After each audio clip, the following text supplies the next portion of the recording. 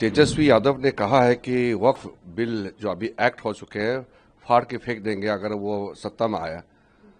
तो उसको इतना भी समझ में नहीं आता है क्या कि पार्लियामेंट में जो बिल पास होते हैं वो देश भर में लागू होते हैं।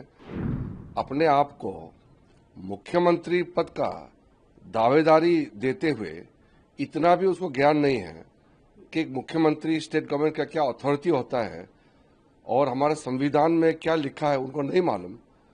तो फिर वो स्टेट कैसे चलाएंगे? सुप्रीम कोर्ट ने जिस एक्ट को वैलिडेट कर दिया फिर वो सुप्रीम कोर्ट को भी नहीं मानते, लोकतंत्र को नहीं मानते। जो तेजस्वी यादव ने कहा है कि वक्फ बिल जो अभी एक्ट हो चुके हैं फाड़ के फेंक देंगे अगर वो सत्ता में आया।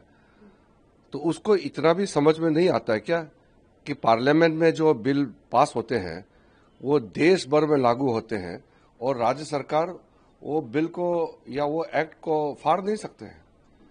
अपने आप को मुख्यमंत्री पद का दावेदारी देते हुए इतना भी उसको ज्ञान नहीं है कि मुख्यमंत्री स्टेट गवर्नमेंट का क्या अथॉरिटी होता है और हमारे संविधान में क्या लिखा है उनको नहीं मालूम। तो फिर वो स्टेट कैसे चलाएंगे?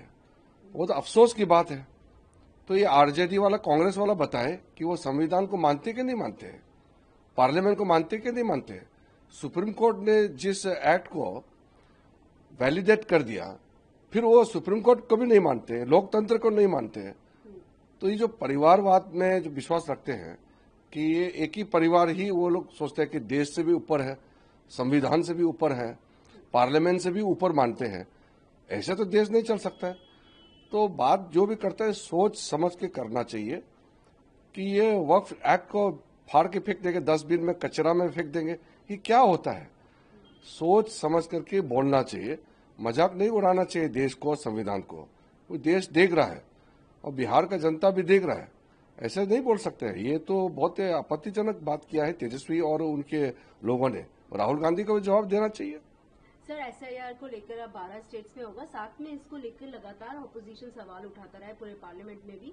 अब इसमें लेकर ऑपोजिशन का किसी एक नेता का ये भी बयान आया कि that this is political convenient exercise dressed up in reform.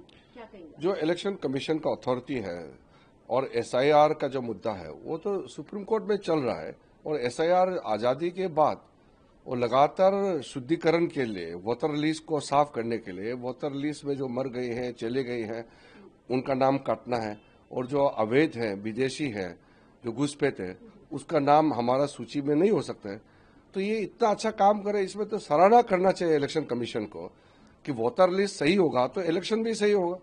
अगर फर्जी लोग जो भारत के नागरिक नहीं है अगर वो वोटर लिस्ट में नाम रहेंगे, जो मर चुके हैं उसका नाम अगर सूची से नहीं हटाएंगे तो फिर तो वोटर लिस्ट ठीक नहीं होगा।